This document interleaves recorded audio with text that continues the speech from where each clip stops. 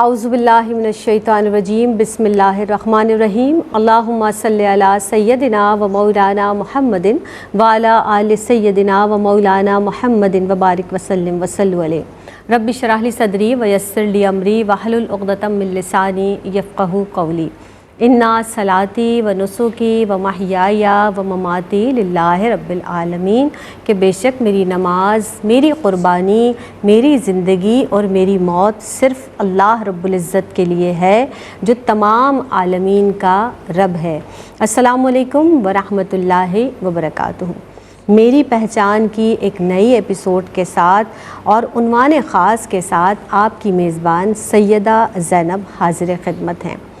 جناب عالی، گزشتہ پروگرام میں، گزشتہ بزم میں ہم نے بات کی خوف خدا کے تعلق سے، اور یہ اتنا پیارا اور اتنا اہم موضوع کہ آج بھی انشاءاللہ تعالی اسی کو کنٹینیو کریں گے، اسی عنوان پر گفتگو کریں گے۔ ہماری مہمان شخصیات بھی اس پر ہماری رہنمائی فرمائیں گی۔ جس طرح سے ہم نے گزشتہ بزم میں بات کی، ہم نے قرآن و حدیث کی روشنی میں جانا کہ خوف خدا کے تعلق سے قرآن ہمیں کیا دعوت دے رہا ہے، کیا اہتمام کیا جا رہا ہے، کس طرح ہمیں اللہ سے ڈرنے کا حکم بتایا گیا حدیث مبارکہ کی روشنی میں۔ پھر ہم نے یہ بھی جانا کہ کس طرح خوف خدا اپنے اندر پیدا کیا جائے، اور انشاءاللہ تعالی آج کی بزم میں ہم یہ جانیں گے کہ ہمارے اسلاف کا کیا طریقہ تھا، اور بھی چیدہ نکات ہم اس تعلق سے پیش کریں گے آپ کی خدمت میں۔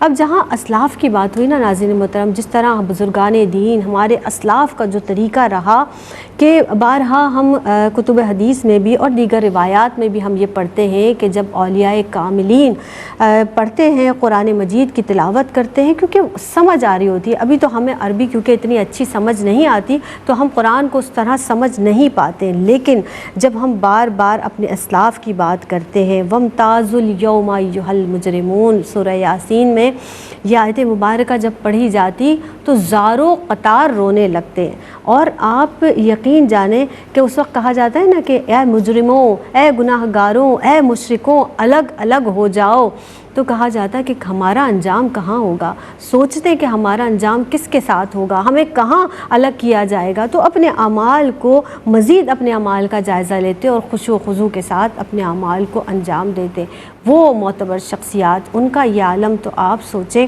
کہ ہمارا اور آپ کا کیا طریق ہونا چاہیے۔ مزید اس پر کلام کریں گے۔ خوف خدا آج کا عنوان ہے۔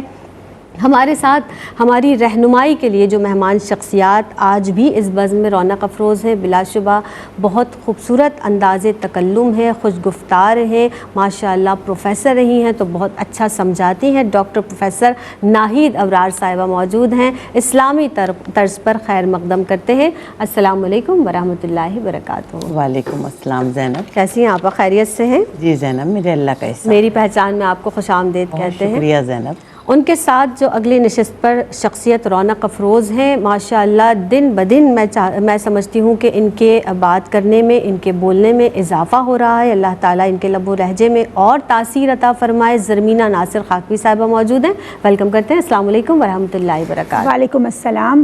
خیریت سے ہیں زرمینہ؟ کیسی ہیں؟ شکر، اللہ تعالیٰ آپ کو خوش رکھے۔ آمین الہی آمین۔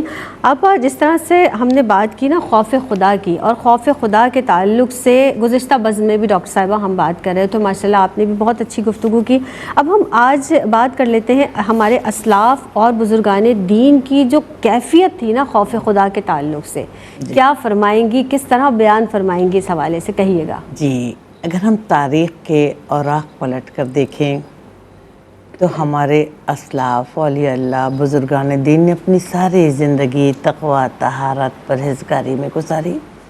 قرآن پاک میں اللہ تعالیٰ ارشاد فرماتا ہے کہ اللہ سے ڈرو، جو اللہ سے ڈرتا ہے تو کائنات کی ہر چیز اس سے ڈرتی ہے۔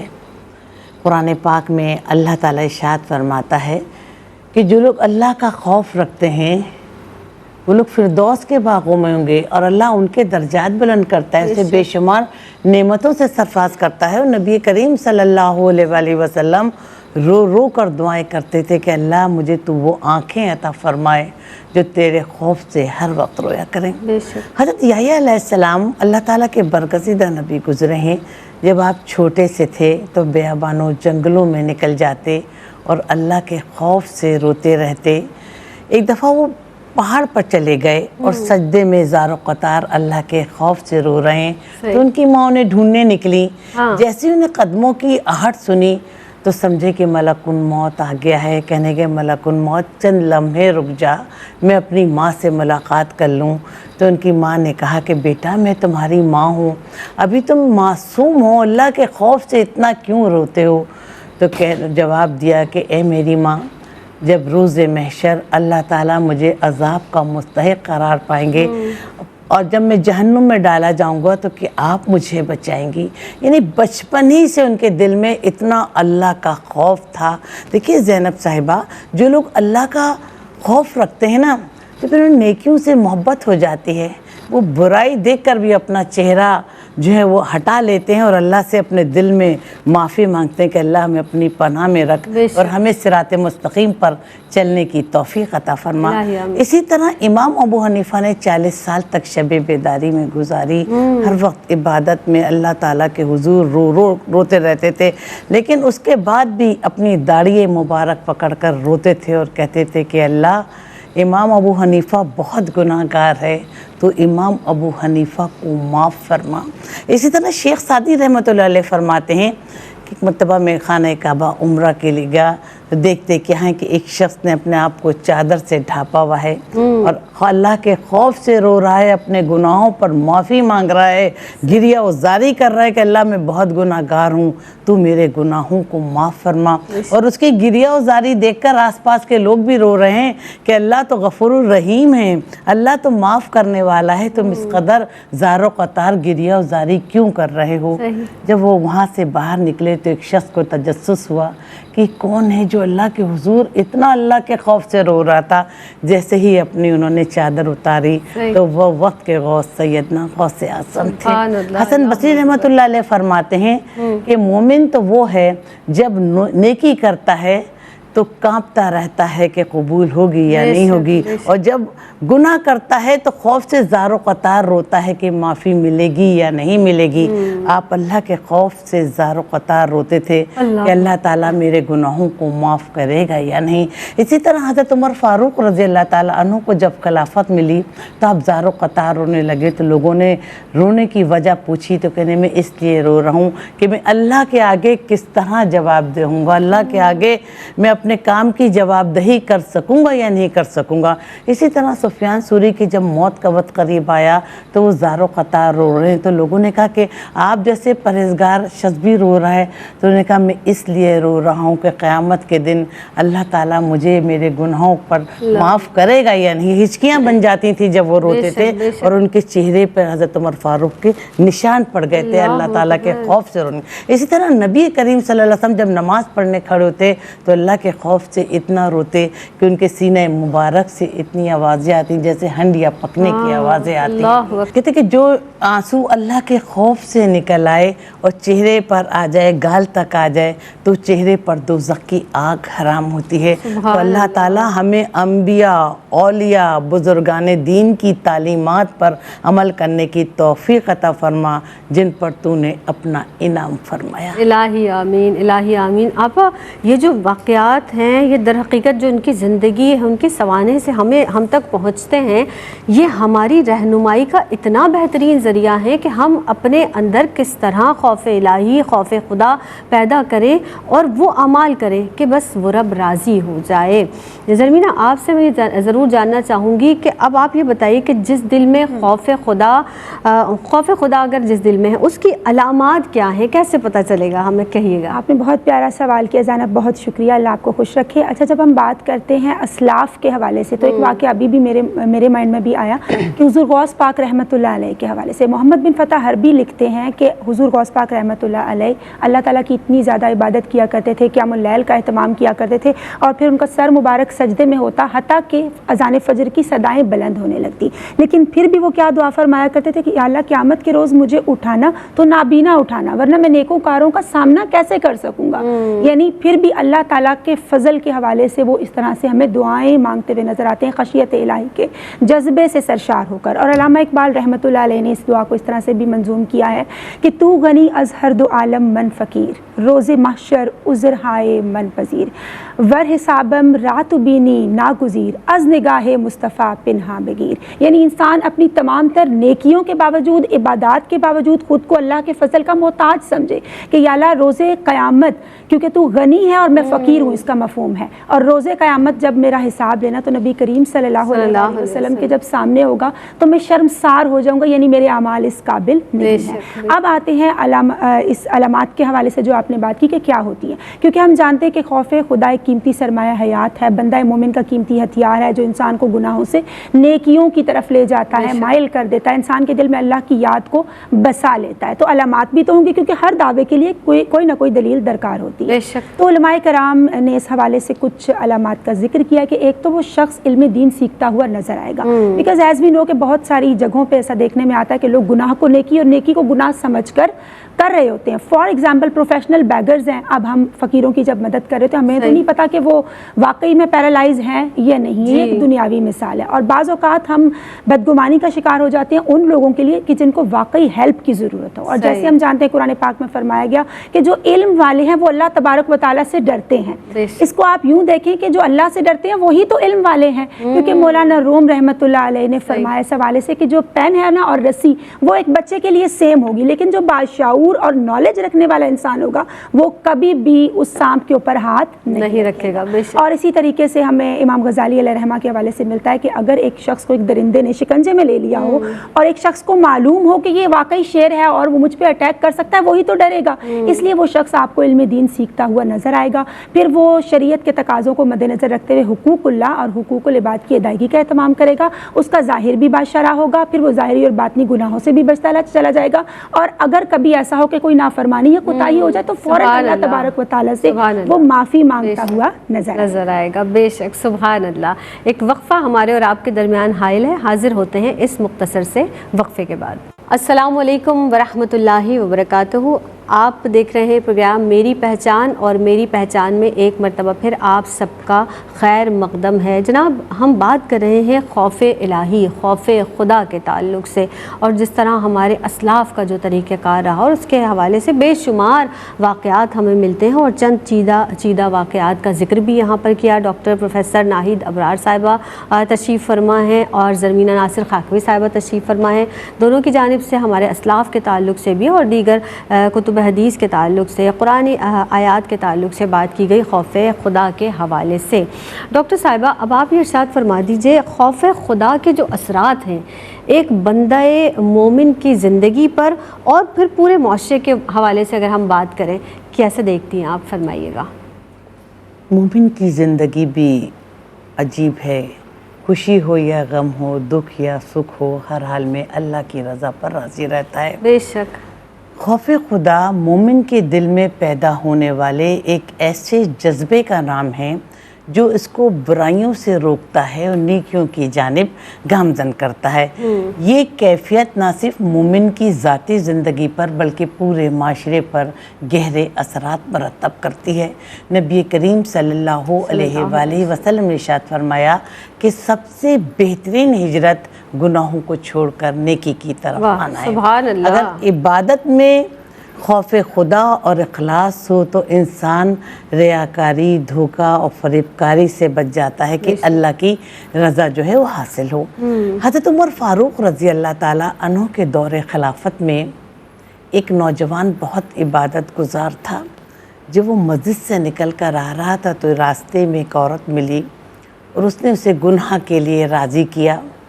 جیسے ہی وہ گھر کے اندر داخل ہوئی تو اس نوجوان کو یہ آیت یاد ہو گئی کہ جب شیطان کا کوئی وسوسہ آتا ہے تو وہ ہوشیار ہو جاتے ہیں اور ان کی آنکھیں کھل جاتی ہیں. تو اس پر اللہ کا خوف اتنا طاری ہوا کہ وہ نوجوان وہیں گرا اور اس کی روح قفز انصری سے پرواز کر گئی. اللہ اکبر. تو پھر حضرت عمر فاروق رضی اللہ تعالیٰ عنہ کو یہ بات پتہ چلی تو اس کے والد کے ساتھ اس کی قبر پر گئے, مغفرت کی دعا کی.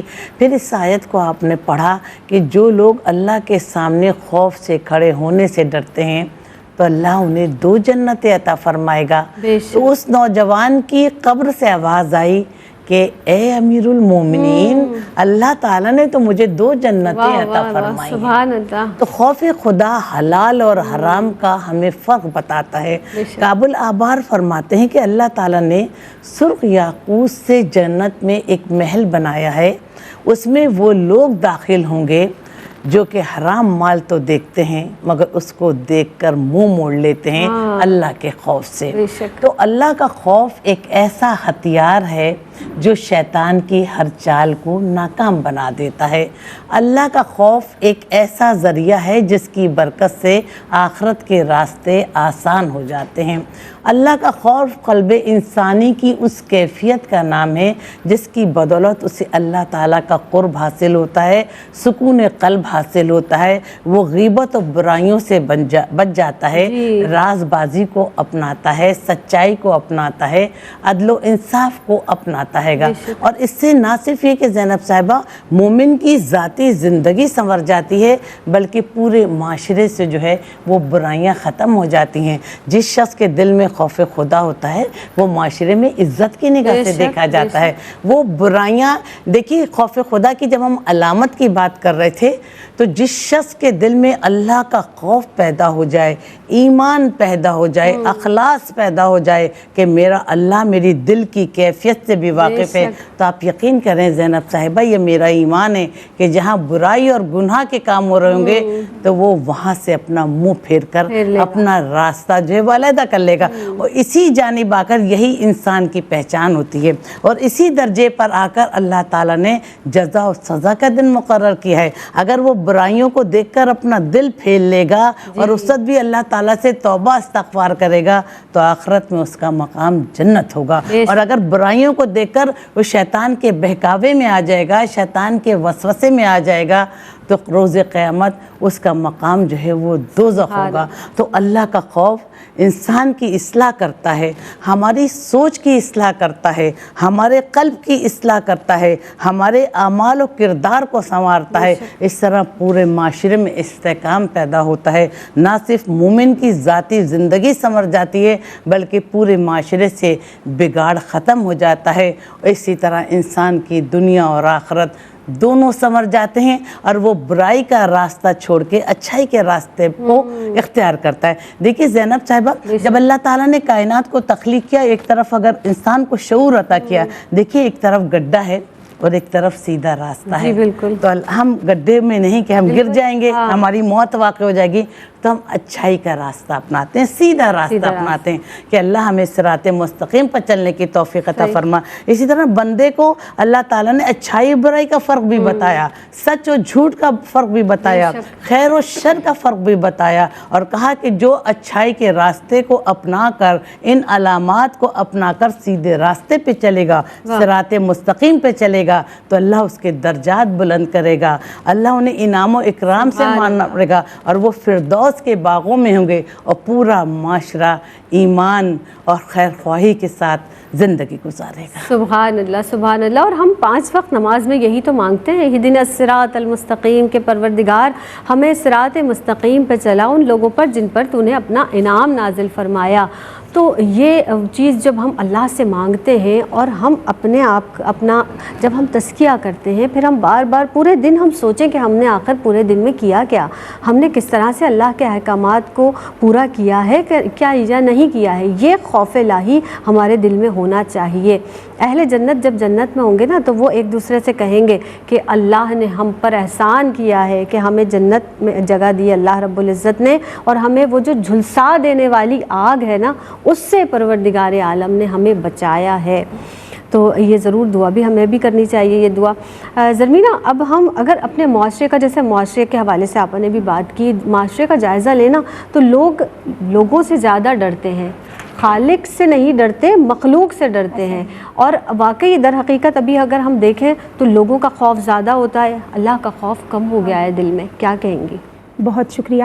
دیکھیں جب ایک انسان کے دل میں خوف الہی کا جذبہ بیدار ہوتا ہے تو اس کو کتنی پیاری پروٹیکٹیو شیلڈ عطا ہو جاتی ہے نا کہ وہ حرام دیکھنے، سننے، کمانے، کھانے، ان تمام چیزوں سے خود کو باز رکھ لیتا ہے. آپ نے بات کی ہے، بالکل یہ ہمارا بہت بڑا روحانی المیہ ہے کہ ہم اللہ تعالیٰ سے جس طرح سے ڈرنے کا حق ہے نا، حق کا تقاتے ہی، ایسا ہمیں اللہ تعالیٰ سے ڈرنا چاہیے.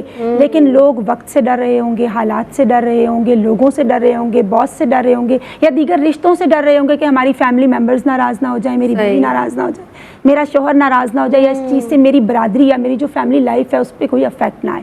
حالانکہ اللہ تعالیٰ سے ڈرنا سب سے زیادہ ضروری ہے، جیسا کہ اس کو قرآن و حدیث کی تعلیمات کی روشنی اور گہرائی میں سمجھنے کی کوشش کرتے ہیں. سورہ مائدہ میں فرمایا گیا فَلَا تَخْشَوُا النَّاسَ وَاخْشَوْنِی، کہ لوگوں سے مت ڈرو، اللہ تبارک و تعالیٰ سے ڈرو. اور پھر سورہ احزاب میں ارشاد ہوتا ہے کہ جو اللہ تبارک و تعالیٰ کے میسیجز لے کر آئے، یعنی جو انبیاء کرام ہیں، جو مقربین ہیں، وہ اللہ تعالیٰ سے ہی ڈرتے ہیں. پھر سورہ نحل میں ارشاد ہوتا ہے کہ وہ لوگ جو نیکی کرتے ہیں اور جو اللہ تعالیٰ سے ڈرتے ہیں، اللہ تعالیٰ ان کے ساتھ ہے. آپ دیکھیں ایک تو اللہ تعالیٰ کے مقرب بندوں کی کوالٹی، ان کا وصف خاص بتایا گیا کہ وہ صرف اللہ تعالیٰ سے ڈرتے ہیں. اور ہم نے یہ بھی پڑھا ہے کہ ساری دنیا بھی خلاف ہو جائے نا تو اللہ اور اللہ والوں کو فرق نہیں پڑتا ہے. اور وہ ہے نا کہ اگر ہمارے اندر اخلاص نیت ہے، ہمارے اندر عاجزی اور انکساری ہے، ہمارا عمل اچھا ہے تو اللہ ہمارے ساتھ ہے، تو یقیناً پھر اس بات سے کوئی فرق نہیں پڑتا کہ کون ہمارے خلاف ہے. پھر حضرت سری سکتی رحمۃ اللہ علیہ بڑا خوبصورت فرماتے ہیں کہ جو لوگ اللہ تعالیٰ سے ڈرتے ہیں پھر دنیا کی ہر چیز ان سے ڈرتی ہے. اور ہم نے یہ بھی سنا ہے کہ جو لوگ لوگوں سے ڈرتے ہیں نا تو وہ اللہ سے نہیں ڈرتے، اور وائس ورسا. آپ یہ دیکھیں یہ اتنی بڑی بات ہے کہ ہمیں اللہ تعالیٰ سے ہی ڈرنا ہے اور اس ڈر کو اختیار کرنا ہے، کیونکہ سورہ آل عمران میں ارشاد ہوتا ہے کہ اللہ تعالیٰ سے ڈرو. ہمیں بار بار یہی فرمایا گیا کہ اللہ تعالیٰ کا خوف رکھو، اللہ تعالیٰ سے ڈرو. امر و نہیں کا جو ہم کام انجام دیتے ہیں، اللہ تعالیٰ کی لائکس کو اپنانا ہے اور ڈس لائک سے بچتے چلے جانا ہے. کیونکہ آپ دیکھیں جو خواص ہوتے ہیں نا، خاص اور خاص ہوتے ہیں، ان کو کیا ڈر ہوتا ہے؟ وہ جو معرفت الہی کا جام اور خزینہ ہوتا ہے نا، وہ جو قرب الہی کی دولت سے وہ مالا مال ہو جاتے ہیں، وہ کہتے ہیں 1 انچ بھی میں اس سے پیچھے نہ ہو جاؤں، مجھ سے کوئی ایسی کوتاہی اور نافرمانی سرزد نہ ہو جائے. پھر بار بار فرمایا گیا یا ایھا الذین آمنوا اتقوا اللہ وکونوا مع الصادقین، کہ اللہ تعالیٰ سے ڈرو اور سچوں کی صحبت اختیار کرو. ڈیفینیٹلی جیسی ہم صحبت اختیار کریں گے ویسے ہی ہم ہو جائیں گے. کوئی لوگ جو قانون کی پاسداری کا خیال رکھتے ہیں یا ٹائم میں پنکچوئل ہوتے ہیں نا، وقت کی پابندی کا خیال، تو ہم ان کے ساتھ بیٹھتے ہیں، ہم بھی ویسے ہو جاتے ہیں. اگر ہم تھوڑی دیر کے لیے خوشی کے ماحول میں جاتے ہیں، ہم لوگوں کا دل بھی فرحت اور شادمانی کے جذبات سے لبریز ہو جاتا ہے. اگر ہم تھوڑی دیر کے لیے غمی والے ٹریجڈی والے ماحول میں جاتے ہیں تو ہمارے دل پہ بھی وہی تاثر جاری و ساری ہو جاتا ہے. اسی طریقے سے سورہ انفال کے اندر ہمیں یہ ارشاد فرمایا گیا کہ اگر ہم اللہ تبارک و تعالیٰ کا خوف رکھتے ہیں، اللہ تبارک و تعالیٰ سے ڈرتے ہیں، تو اللہ ہمیں امتیازی حیثیت عطا کرتا ہے. پھر آپ نے بات کی نا کہ ہم نے اللہ تعالیٰ سے ڈرنا ہے اور وہ زیادہ ضروری ہے as compare to the people. کیونکہ آپ دیکھیں انسان رات کو قیام اللیل کا اہتمام کرتا ہے، اس کے دل پر لرزہ طاری ہو جاتا ہے، وہ اللہ تبارک و تعالیٰ کا خوف رکھتا ہے، اور ہر رات اللہ تعالیٰ کی رحمت کا دروازہ 24 آورز اوپن ہے، اور اللہ تعالیٰ کی رحمت بندے کو پکار رہی ہے کہ ہے کوئی مانگنے والا، ہے کوئی رزق چاہنے والا، ہے کوئی گناہوں سے معافی طلب کرنے والا کہ اس کو میں یہ عطا کروں. تو آپ دیکھیں مولا علی کرم اللہ، پھر انسان لوگوں سے کیوں ڈرتا ہے، وہ اللہ تعالیٰ سے کیوں نہیں ڈرتا. اور مولا علی کرم اللہ وجہ الکریم کے حوالے سے میں پڑھ رہی تھی، حضرت ابو دردہ رضی اللہ تعالیٰ عنہ روایت کرتے ہیں کہ رات جب پھن پھیلائے کھڑی ہوتی تھی، اور آج بھی میرے کانوں میں مولا علی کرم اللہ وجہ الکریم کی آوازیں آ رہی ہیں کہ مولا علی کہاں ہوتے تھے، وہ فرماتے ہیں وہ مصلے پر ہوتے تھے اور وہ دعائیں کر رہے ہوتے تھے، گریہ ازاری کر رہے ہوتے تھے کہ اے دنیا تو سچ سنور کے میرے سامنے کیوں آتی ہے، میرے رستے سے ہٹ جا، میرا تجھ سے یا تیرا مجھ سے کیا لینا دینا، تیری قیمت ہی کیا ہے. تو ہمیں اللہ تعالیٰ ان اسباق پر، ان موتیوں پر عمل کرنے کی توفیق عطا فرمائے کہ ہم کہیں کہ ہمارا ملجا، ہمارا ماوا، ہمارا مرکز و محور صرف یہی بارگاہ الہی ہے، اور یقیناً یہی تو تقوی کی معراج ہے. اور کیا خوبصورت کسی نے فرمایا کہ درس یہ کربلا کا ہے کہ خوف بس خدا کا ہے. سبحان اللہ، کہ خوف بس خدا کا ہے. سبحان اللہ. حضرت سیدنا ابو بکر صدیق رضی اللہ تعالیٰ عنہ، ابھی ہم بات کر رہے تھے نا ظاہر خلفائے راشدین میں سے، عشرہ مبشرہ میں سے، الحمدللہ. آپ دیکھیں کہ فرماتے ہیں کاش میں ایک چڑیا ہوتا کہ درختوں پر ادھر ادھر چہچہاتی ہیں اور اس سے کوئی حساب کتاب نہیں. کاش میں ایک تنکا ہوتا کہ सूख जाए, उसको जला दिया जाए, फिर उससे कोई हिसाब किताब नहीं है। तो यानी आपको अल्लाह के हुजूर पेश होने का, अपने हिसाब व किताब का, जन्नत की बशारत है, अल्लाह अकबर। उसके बावजूद भी आपको अल्लाह का इतना खौफ, इतना डर और अल्लाह के हुजूर पेश होने का इतना खौफ कि जब हिसाब व किताब लिया जाएगा तो काश में चिड़िया होता कि कोई हिसाब व किताब ही ना लिया जाता। ये आलम है उन हस्तियों का, सुबहान अल्लाह सुबहान अल्लाह। तो फिर हमारा हाल क्या होना चाहिए, ये हमें खुद से सोचना है। मज़ीद बात करेंगे, हाजिर होते हैं इस मुख्तसर से वक्फ़े के बाद। अस्सलामु अलैकुम वरहमतुल्लाहि वबरकातुहू। वक्फ़े के बाद एक मरतबा फिर आप सबका खैर मक़दम है। जनाब, खौफ इलाही, खौफ खुदा के ताल्लुक़ से बात की जा रही है और हमारे असलाफ़ का बार बार ज़िक्र किया जा रहा है, अल्लाह वालों का ज़िक्र किया जा रहा है। क्योंकि हम कहते हैं ना, जिस तरह से हम सोहबत इख्तियार करते हैं वही रंग हम पर चढ़ जाता है कि अल्लाह अल्लाह करने से अल्लाह नहीं मिलता, अल्लाह वाले हैं जो अल्लाह से मिला देते हैं। अल्लाह अकबर। तो अल्लाह वालों की सोहबत में बैठे तो अल्लाह से मुलाकात होगी, यानी अल्लाह का खौफ, अल्लाह से मोहब्बत का सही माने और मफ़हूम हम तक पहुँचेगा। हमारे साथ डॉक्टर प्रोफेसर नाहिद अबरार साहिबा मौजूद हैं, ज़रमीना नासिर खाकवी साहिबा भी तशरीफ़ फरमा हैं। डॉक्टर साहिबा, खौफ इलाही की बात हो रही है, खौफ खुदा की बात हुई, असरात भी बात हुई कि हम पर और मुआशरे पर भी कैसे असरात मुरतब होते हैं। अक़ीदा आखिरत का ख़ास तौर पर ये मकसद भी है खौफ खुदा पैदा करना। इस ताल्लुक़ से आप क्या फरमाएंगी? कुरान पाक में अल्लाह ताला इरशाद फरमाता है कि हमने दुनिया में तुम्हारे लिए एक वक्त तक रहने का ठिकाना और ज़िंदगी गुजारने के असबाब पैदा कर दिए हैं। ये दुनिया फ़ानी है और हम सबको लौट कर अपने रब की तरफ जाना है। कुरान पाक में अल्लाह ताला इरशाद फरमाता है कि जिसने हमारी निशानियों और आखिरत की पेशी को झुटला दिया, उसके सारे आमाल ज़ाया कर दिए जाएंगे। नबी करीम सल्लल्लाहु अलैहि वसल्लम ने इरशाद फरमाया कि अपनी दुनिया और आखिरत को इस तरह संवारो जैसे कल तुम्हारी मौत आने वाली हो। हज़रत उमर फारूक रज़ी अल्लाह ताला अन्हु ऊँट पर जा रहे थे कि एक अजाब की आयत उन्होंने सुन ली। इस कदर रोए, हिचकियाँ बन गई और गश खाकर आप गिर पड़े और बेहोश हो गए। जब अपने घर पर लोगों ने उनको पहुँचाया उनके घर पर, तो 1 महीने तक वो बिस्तर से नहीं उठ पाए। नबी करीम सल्लल्लाहु अलैहि वसल्लम ने इरशाद फरमाया कि जो दिन रात में 20 मरतबा मौत को याद करता है तो उसको एक शहीद के बराबर सवाब अता किया जाएगा। हज़रत ईसा अलैहिस्सलाम के सामने जब मौत, अजाब और कब्र का जिक्र किया जाता तो आप इतना रोते कि आपके जिस्म से खून के कतरे गिरने लगते। अकबर। एक सहाबी रातों को कहते थे कि मुझे नींद नहीं आती, रात भर जागता रहता हूँ, जहन्नुम के अजाब ने मेरी नींदें उड़ा दी हैं। हज़रत इबादा रज़ी अल्लाह ताला अन्हु ने अपने घर के कोने में एक कब्र खोद रखी थी, बना रखी थी और उसमें दिन में 6-7 दफ़ा जाकर लेटते थे कि अगर मैं एक लम्हे भी अपनी मौत को भूला तो मेरे सारे आमाल जो हैं वो ज़ाया हो जाएंगे। हज़रत अब्दुल्ला बिन उमर फरमाते हैं कि ज़िंदगी में को इस तरह गुजारो जैसे तुम कोई मुसाफिर हो या राह गुज़र हो। जो लोग अक़ीदा आखरत पर यकीन रखते हैं वो आला सीरत और आला किरदार के हामिल होते हैं।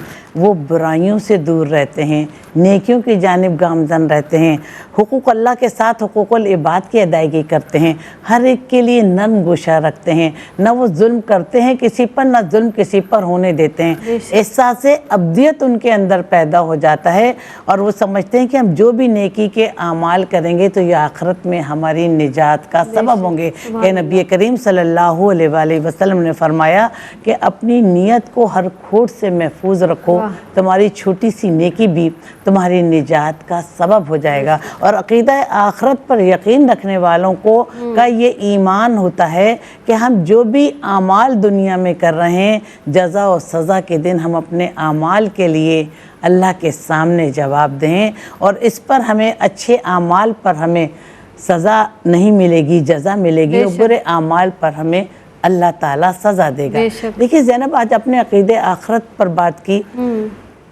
वो हमें अब जहाँ तक ज़माने का मुताला कर रही हूँ, लोगों की शख्सियत का मुताला कर रही हूँ ज़ैनब साहिबा, वो ज़माने गए जज़ा और सज़ा के। आप यकीन करें, बुरे काम का बुरा अंजाम अल्लाह ताला दुनिया ही में अंजाम दिखा रहा है कि बंदे خوف خدا اپنے اندر پیدا کریں، اللہ سے ڈریں کہ ہم برا کام کریں گے تو ہم سے دنیا میں بھی حساب لیا جائے گا اور آخرت میں بھی حساب لیا جائے گا۔ تو اللہ تعالیٰ ہمارے دل میں عقیدہ آخرت پیدا کر، ہم آخرت کے دن پر یقین رکھیں کہ ہم اپنے ہر عمل کے لیے اللہ کے سامنے جواب دیں اور خوف خدا رکھیں۔ جس دن ہمارے دل میں صحیح معنوں میں خوف خدا پیدا ہو جائے گا تو ہم لوگوں کی خوشامد کرنا چھوڑ دیں گے۔ حضرت ابن عباس نبی کریم صلی اللہ علیہ وسلم کے ساتھ جا رہے تھے، انہوں نے کہا یا رسول اللہ مجھے کوئی نصیحت فرمائیے۔ انہوں نے کہا کہ دیکھو اللہ کی عبادت کرو، اللہ کے ساتھ کسی کو شریک نہ کرو، یاد رکھو اگر دنیا کے سارے لوگ تمہیں مل کر نقصان پہنچانا چاہیں تو اس سے زیادہ نہیں پہنچ سکتا جتنا تمہارے لیے لکھ دیا گیا ہے، اور دنیا کے سارے لوگ مل کر تمہیں فائدہ پہنچانا چاہیں تو اس سے زیادہ نہیں پہنچ سکتا جتنا تمہارے لیے لکھ دیا گیا ہے۔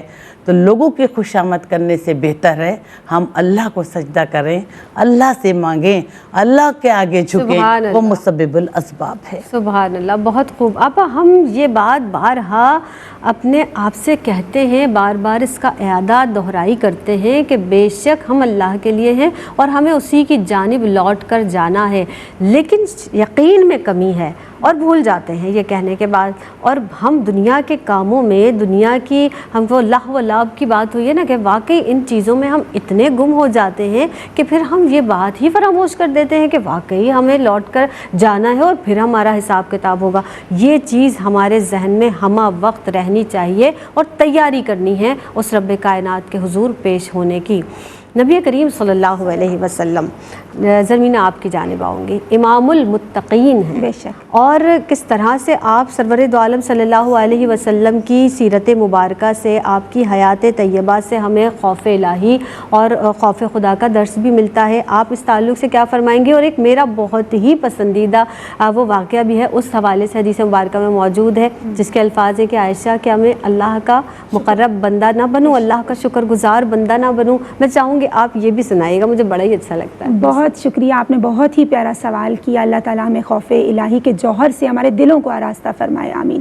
آپ صلی اللہ علیہ وآلہ وسلم امام المتقین ہیں، سید الانبیاء والمرسلین ہیں، خاتم النبیین ہیں، جن کے سر پر اللہ رب العزت نے ختم نبوت کا تاج سجایا، جن کے نور سے اس کائنات کو تخلیق کیا، جن کا جنت میں جانا خود جنت کے لیے اعزاز ہے۔ آپ شاہدہ و مبشرہ و نذیرہ ہیں، یعنی ڈر سنانے والے بھی ہیں اور خوشخبری سنانے والے بھی آپ ہیں۔ لیکن آپ کی زندگی میں ہم دیکھ رہے ہیں کہ خوف خدا اس قدر ہے کہ آپ قیام اللیل کا اہتمام فرماتے ہیں، اور اس قدر اہتمام فرماتے ہیں کہ فرمایا جاتا ہے یا ایھا المزمل قم اللیل الا قلیلا، کہ تھوڑی دیر آرام بھی کر لیجئے۔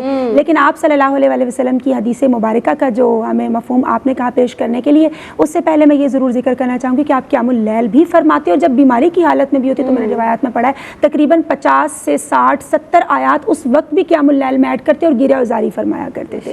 پھر آپ دیکھیں کہ آپ صلی اللہ علیہ وسلم محبوبیت کے اعلیٰ مقام پر فائز ہیں کہ جن کے صدقے میں ہماری بخشش ہونی ہے، اور آپ اللہ تعالیٰ کی اس قدر عبادت کر رہے ہیں، قیام اللیل کا اہتمام کر رہے ہیں کہ حضرت عائشہ صدیقہ رضی اللہ تعالیٰ عنہ اور دیگر صحابہ سے بھی یہ روایت مروی ہے کہ وہ فرماتے ہیں کہ رسول اللہ صلی اللہ علیہ وسلم آپ کے پاؤں مبارک متورم ہو گئے تو آپ اتنی عبادت کریں، تو آپ صلی اللہ علیہ وسلم فرماتے ہیں کیا میں اللہ تبارک و تعالیٰ کا شکر گزار بندہ نہ بنوں؟ سبحان اللہ۔ اور آپ صلی اللہ علیہ وسلم دن میں 70 بار اور کہیں 100 مرتبہ سے زائد استغفار کرنے کا ذکر ملتا ہے۔ اور حضرت عبداللہ ابن مسعود رضی اللہ تعالیٰ عنہ فرماتے ہیں کہ ہم آپ صلی اللہ علیہ وسلم کے استغفار کے الفاظ کو مجالس کے اندر باقاعدہ گن لیا کرتے تھے کہ جن کے صدقے میں ہمیں بخشش کی سند انشاءاللہ عطا کی جائے گی۔ ترغیب امت کے لیے کس قدر خوبصورت ہمیں واقعات مل رہے ہیں حدیث مبارکہ کی روشنی میں۔ اللہ تعالیٰ ہمیں بھی ان پر عمل کرنے کی توفیق عطا فرمائے، عبادت کرنے کی محبت کے ساتھ، اللہ تعالیٰ کی اطاعت اور خوشنودی کے جذبے کے ساتھ سرشار ہو کر عبادت کرنے کی توفیق عطا فرمائے۔ حضرت عبداللہ ابن مسعود رضی اللہ تعالیٰ عنہ روایت کرتے ہیں کہ آپ صلی اللہ علیہ وسلم نے فرمایا کہ تم میرے بعد بھی جب مجھ سے ملاقات کا اگر خوف رکھتے ہو تو میرے بعد بھی اللہ تبارک و تعالیٰ سے ڈرتے رہنا۔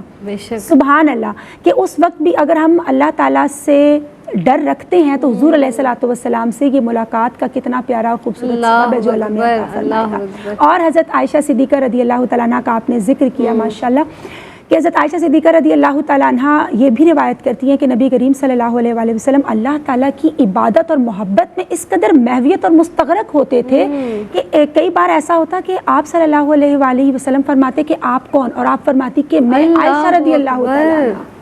تو آپ یہ دیکھیں کہ کیا محویت، کیا ارتکاز، وہ کیا کنسنٹریشن ہے. اللہ تعالیٰ ہمیں بھی وہ توجہ عطا فرمائے، کیونکہ جب ہم توجہ رکھیں گے تبھی تو ہم پر بھی توجہ ہوگی. اور آپ صلی اللہ علیہ وآلہ وسلم فرماتے ہیں، مفہوم ہے کہ جو میں جانتا ہوں اگر تم لوگ وہ جان لیتے تو تمہارے ہنسنے کی شدت میں کمی اور رونے کی شدت میں اضافہ ہو جاتا. اور بے شک آپ صلی اللہ علیہ وآلہ وسلم سب سے بڑھ کر اللہ تبارک و تعالیٰ کا خوف رکھنے والے ہیں.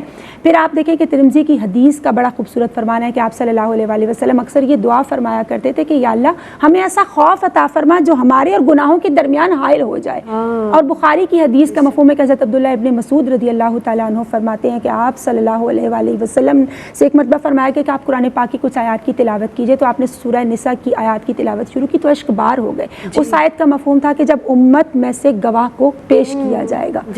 یہ سبحان اللہ اس ترجمے کا مفہوم تھا. تو یعنی اتنی گریہ ازاری کرنا. اور آپ صلی اللہ علیہ وآلہ وسلم کی سیرت سے ہمیں یہ درس ملتا ہے جو خوف الہی ہے یہی تقویٰ کی معراج ہے، یہی ہمارے ایمان کو کاملیت اور مضبوطی عطا کرتی ہے. ہمیں خوف الہی کو اختیار کرنا ہے، کیونکہ آپ صلی اللہ علیہ وآلہ وسلم کی تربیت یافتگان حضرت عمر فاروق رضی اللہ تعالیٰ عنہ کے دور میں اختصار سے نہایت یہ میں واقعہ کوٹ کروں گی اور ہمارے لیے بہت بڑا درس ہے کہ آپ کے دور خلافت میں ایک ماں بیٹی گفتگو کر رہی تھی اور انہوں نے کہا ماں نے کہ تم دودھ میں پانی ملا لو، کون سا عمر دیکھ رہے ہیں؟ تو وہ بیٹی فرماتی ہے کہ حضرت عمر رضی اللہ تعالیٰ عنہ نہیں دیکھ رہے مگر اللہ تبارک و تعالیٰ تو دیکھ رہا ہے نا.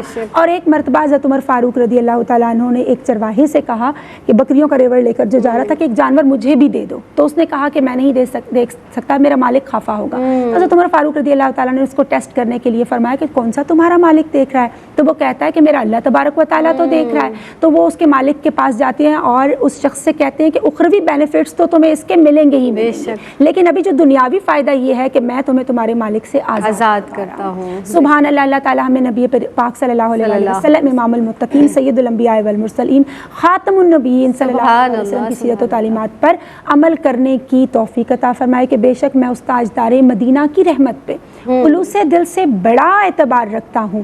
جہنم کی نہیں جرت کے جلائے مجھے محمود، محمد والے محمد سے پیار رکھتا ہوں. سبحان اللہ سبحان اللہ. یہ جو واقعات ہیں نا اور یہ جو حدیث مبارکہ ہیں، یہ روایات ہم تک جو پہنچی ہیں، آپ یقین کریں ایمان کی تازگی، ایمان کی بالیدگی کا سبب ہیں. در حقیقت اگر یہ ہمارے دل میں اتر جائیں، یعنی زبان سے بات نکلتی ہے، کانوں تک رہتی ہے اور اس کے بعد فراموش ہو جاتی ہے، دل تک نہیں اترتی، دل میں جذب نہیں ہوتی، دل کے اندر قیام پذیر نہیں ہوتی، تو بس اس کو اپنے اندر جذب کرنا ہے اور یہ بات یاد رکھنی ہے ہر جگہ، ہر وقت، ہمہ وقت کہ وہ رب ہمیں دیکھ رہا ہے. ایک مختصر سا میسج ہماری بہنوں کو. جی دیکھیے، خوف خدا انسان کو مصیبتوں پر صبر کرنا اور نعمتوں پر شکر ادا کرنا سکھاتا ہے. بے شک. اللہ تعالی ہمیں اپنا شکر گزار بندہ بنا. الہی آمین. جی زرمینہ، ون لائنر میسج. جی ون لائنر میسج ہی میں انشاءاللہ دینے کی کوشش کروں گی کہ ہم نے اپنے آپ کو ٹیسٹ کرنا ہے کہ ہمارا خوف ضعیف ہے، یعنی فار دا ٹائم بینگ ہمارے آنکھوں میں آنسو آ گئے، یا ہمارے دل میں آپ کے والی بات اتری یا نہیں اتری جیسے آپ نے کہا، یا ہمارا خوف ضعیف درجے کا ہے یا ہمارا خوف کامل درجے کا ہے. کامل درجے کا ہونا چاہیے جس میں یہ ہے کہ ہم نے ہر حال میں گناہوں سے بچنا ہی بچنا اور نیکیوں کو اختیار کرنا ہے. سبحان اللہ سبحان اللہ.